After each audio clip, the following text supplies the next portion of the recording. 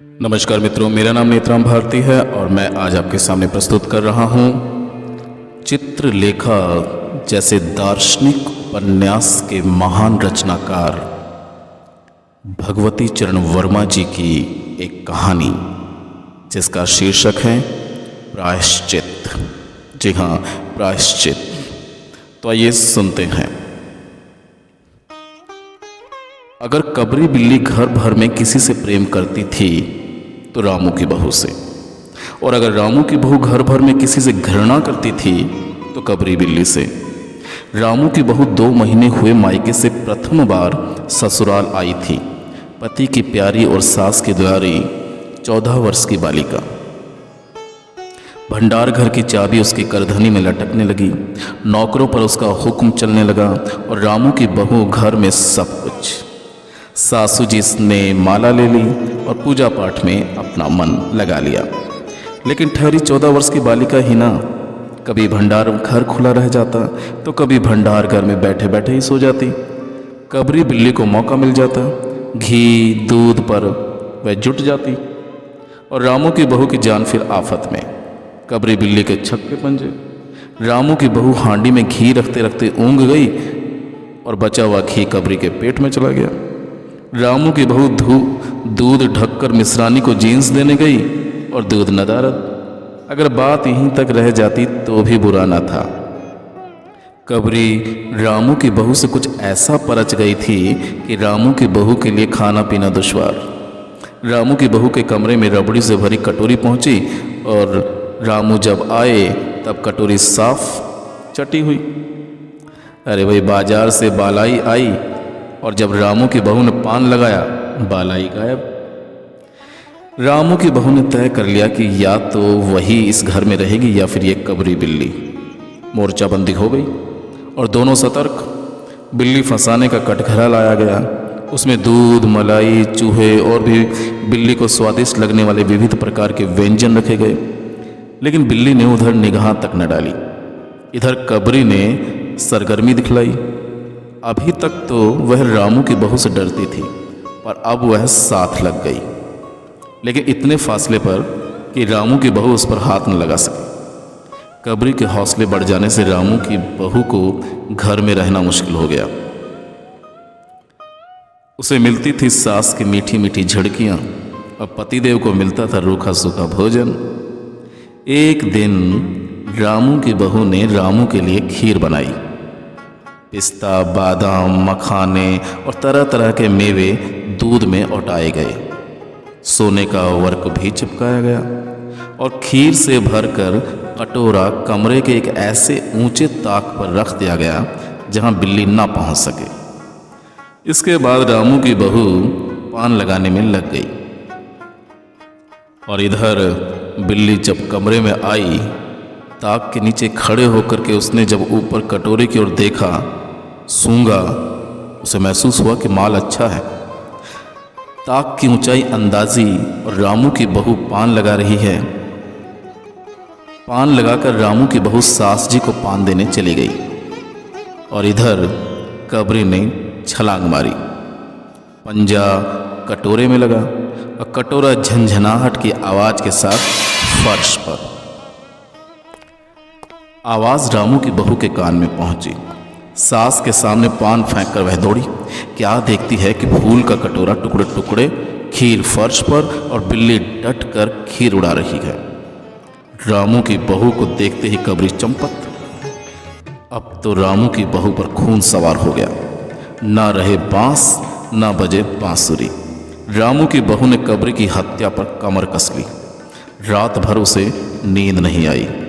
किस दांव से कबरी पर वार किया जाए कि वह जिंदा ही न बचे। पड़े पड़े यही सोचती रही और सुबह हुई और वह देखती है कि कबरी देहरी पर बैठी बड़े प्रेम से उसे देख रही है। रामू की बहू ने कुछ सोचा, उसके बाद मुस्कुराती हुई कह उठी।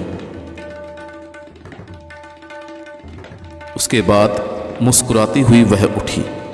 कबरी रामू की बहू के उठते ही खिसक गई। रामू की बहू एक कटोरा दूध कमरे के दरवाजे की देहरी पर रखकर चली गई। हाथ में पाटा लेकर लौटी तो देखती है कि कबरी दूध पर जुटी हुई है। मौका हाथ में आ गया। सारा बल लगाकर पाटा उसने बिल्ली पर पटक दिया। कब्री ना हिली, ना डुली, ना चीखी, ना चिल्लाई, बस एकदम उलट गई, एकदम सट। आवाज जो हुई तो महरी झाड़ू छोड़कर, मिश्रानी रसोई छोड़कर और सास पूजा छोड़कर घटना स्थल पर उपस्थित हो गई।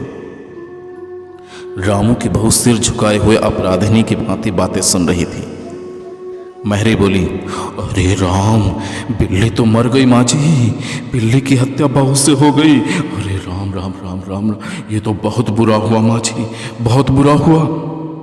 मिश्रानी बोली, माँ जी, बिल्ली की हत्या और आदमी की हत्या एक ही बराबर है माँ जी। हम तो रसोई ना बनावेंगे माँ जी, जब तक बहू के सिर ये हत्या रहेगी ना, तो हम तो ना बनाएंगे माँ रसोई। सास जी बोली, हाँ ठीक तो कहती हो, अब जब तक बहू के सिर से हत्या ना उतर जाए तब तक ना कोई पानी पी सकता है ना खाना खा सकता है। अरे बहू ये क्या कर डाला तुमने? महरी ने कहा, फिर क्या हो, कहो तो पंडित जी को बुलाए लाए।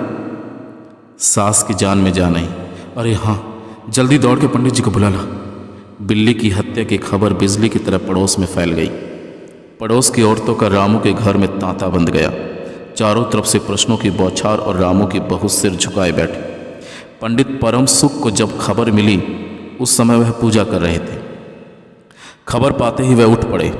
पंडिताइन से मुस्कुराते हुए बोले, अरे आज भोजन ना बनाना, लाला घासी राम की पतोहू है ना, उसने बिल्ली मार डाली, प्रायश्चित होगा, अब पकवानों पर हाथ लगेगा। सो हम कह रहे हैं कि भोजन ना बनाना, सुन रही है ना? पंडित परम सुख चौबे छोटे और मोटे आदमी थे। लंबाई 4 फीट 10 इंच और तोंद का घेरा 58 इंच। चेहरा गोल मटोल, मूछें बड़ी बड़ी, रंग गोरा और चोटी कमर तक पहुंचती हुई। कहा जाता है कि मथुरा में जब पंसेरी खुराक वाले पंडितों को ढूंढा जाता था तो पंडित परम सुख जी को उस लिस्ट में प्रथम स्थान दिया जाता था। पंडित परम सुख पहुँचे और कोरम पूरा हुआ। पंचायत बैठी। सास जी, मिश्रानी, किस्नू की माँ, छन्नू की दादी और पंडित परम सुख। बाकी स्त्रियां बहू से सहानुभूति प्रकट कर रही थीं। किस्नू की माँ ने कहा, पंडित जी, बिल्ली की हत्या करने से कौन नरक मिलता है पंडित जी?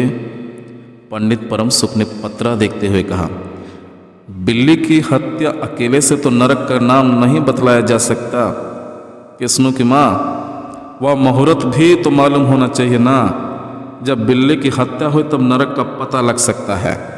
कौन समय हत्या हुई तो मुहूर्त देखना पड़ता है, तभी बता पाएंगे। यही कोई 7 बजे सुबह 7 बजे ही ना, मिश्रानी ने कहा। पंडित परम सुख ने पन्ने पत्रे के उलटने शुरू किए। अक्षरों पर उंगलियां चलाईं, माथे पर हाथ लगाया और फिर कुछ सोचने की मुद्रा बनाई। चेहरे पे धुंधलापन आया, माथे पर बल पड़े, नाक कुछ सिकुड़ी और स्वर गंभीर हो गया। हरे कृष्णा हरे कृष्णा, हरे कृष्णा हरे कृष्णा। बड़ा बुरा हुआ भाई, प्रातः काल ब्रह्म मुहूर्त में बिल्ली की हत्या। हे भगवान, घोर कुंभी पाक नरक का विधान है, घोर कुंभी पाक नरक का। रामू की माँ, ये तो बड़ा बुरा हुआ, बहुत ही बुरा हुआ, ये तो बहुत ही बुरा कुंभी पाक नरक का विधान बन गया। अब रामू की माँ की आंखों में आंसू आ गए। तो फिर पंडित जी, अब क्या होगा? आप ही बतलाए पंडित जी, आप ही इसका उपाय करें पंडित जी। पंडित परम सुख मुस्कुराए। रामू की माँ, चिंता की कौन सी बात है?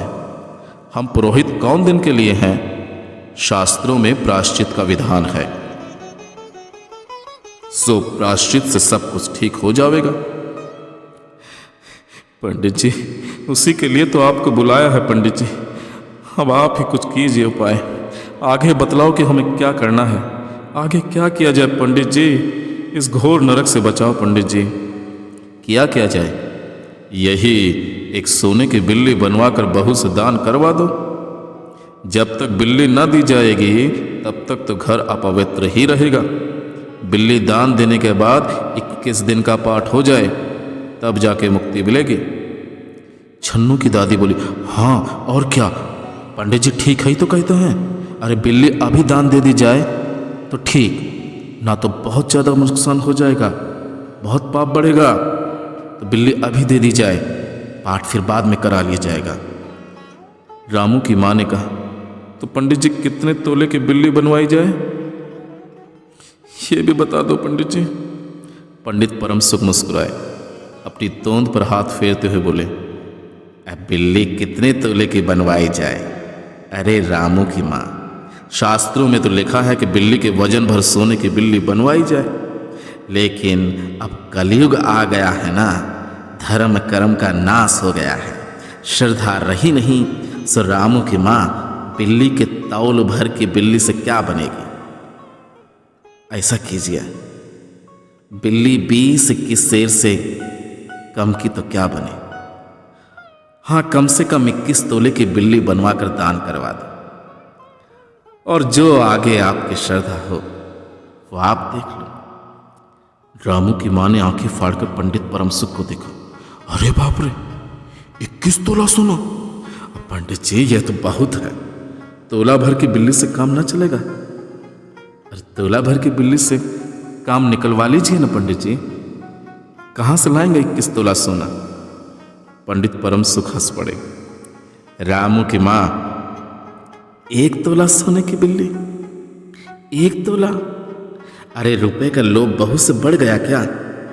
बहू के सिर बड़ा पाप है, बहुत बड़ा, इसमें इतना लोभ ठीक नहीं है। तो मोलतोल शुरू हो गया। मामला फिर ले दे करके 11 तोले की बिल्ली पर ठीक हो गया। इसके बाद पूजा पाठ की बात आई। पंडित परम सुख ने कहा, अब उसमें कौन मुश्किल है, हम लोग किस दिन के लिए हैं रामू के माँ, मैं पाठ कर दिया करूँगा, पूजा की सामग्री आप हमारे घर भिजवा देना। तो पंडित जी पूजा का सामान कितना लगेगा? अरे कम से कम सामान में हम पूजा करवा देंगे, इस बात की चिंता ना करो। दान के लिए करीब 10 मन गेहूं, 1 मन चावल, 1 मन दाल, मन भर तिल, 5 मन जौ और 5 मन चना, 4 पसेरी खीर और मन भर नमक भी लगेगा। रामू की माँ, बस इतने से काम चल जाएगा। अरे बाप रे, इतना सामान! पंडित जी इसमें तो कोई 100-150 रुपया लग जाएगा, इतना खर्च हम कैसे वहन करेंगे? पंडित जी थोड़ा सा कुछ गुंजाइश बना के बोले। पंडित जी, रामू की माँ, इससे कम में तो काम न चलेगा। ये कोई छोटी मोटी हत्या का पाप नहीं है रामू की माँ, बिल्ली की हत्या हुई है, कितना बड़ा पाप है। रामू की माँ, खर्च को देखते वक्त पहले बहू के पाप को तो देख लो। अरे अरे अरे ये प्रायश्चित है, प्रायश्चित, कोई हंसी खेल थोड़े ही है। और जैसी जिसकी मर्यादा, प्रायश्चित में उसे वैसा ही तो खर्च करना पड़ता है। अब आप लोग कोई ऐसे वैसे थोड़े हैं। अरे 100-150 रुपया तो आप लोगों के हाथ का मैल है। रामू की माँ इस समय पैसा नहीं देखा करते। और पंडित परम सुख की बात से पंच प्रभावित हुए। किस्नू की माँ ने कहा, अब पंडित जी ठीक तो कहते हैं रामू की माँ, अब बिल्ली की हत्या कोई ऐसा वैसा पाप तो है नहीं, बड़े पाप के लिए बड़ा खर्चा भी तो चाहिए ना। छन्नू की दादी ने कहा, और नहीं तो क्या, दान पुण्य से ही पाप कटते हैं, दान पुण्य में ही किफ़ायत ठीक नहीं, और दान पुण्य में तुम किफ़ायत करोगी, ये अच्छी बात नहीं है रामू की माँ। मिश्रानी ने कहा, और फिर माँ जी आप लोग ठहरे बड़े आदमी, अरे इतना खर्चा आप लोगों को कौन अखरेगा? पंडित जी जो कह रहे हैं कर लीजिए। रामू की माँ ने अपने चारों ओर देखा, सभी पंच पंडित जी के साथ। पंडित परम सुख मुस्कुरा रहे थे। उन्होंने कहा, रामू की माँ देख लो, एक तरफ तो बहू के लिए कुंभी पाक नरक है और दूसरी तरफ तुम्हारे जिम्मे थोड़ा सा खर्च। अब मैं तो कहता हूं कि उससे मुंह ना मोड़ो। एक ठंडी सी सांस लेते हुए रामू की मां ने कहा, ठीक है पंडित जी, अब तो जो नाच नचाओगे नाचना ही पड़ेगा। पंडित परम सुख जरा कुछ बिगड़ कर बोले, रामू की मां, यह तो खुशी की बात है, अगर तुम्हें अखरता है तो ना करो, मैं तो चला। इतना कहकर पंडित जी ने पोथी पत्रा समेट लिया। अरे अरे अरे पंडित जी, रामू की मां को कुछ नहीं अखरता, बेचारी को कितना दुख है, आप बिगड़ो ना। मिश्रानी, छन्नू की दादी और किस्नू की मां ने एक स्वर में कहा। रामू की मां ने पंडित जी के पैर पकड़े और पंडित जी ने अब जमकर आसन जमाया। पंडित जी, अब और क्या हो? और क्या हो? अरे भाई, 21 दिन के पाठ के 21 रुपए और 21 दिन तक दोनों वक्त 5-5 ब्राह्मणों को भोजन करवाना पड़ेगा।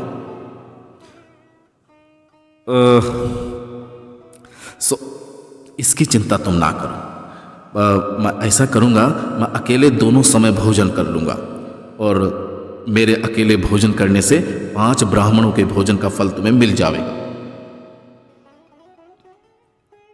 कुछ रुककर पंडित परम सुख ने कहा,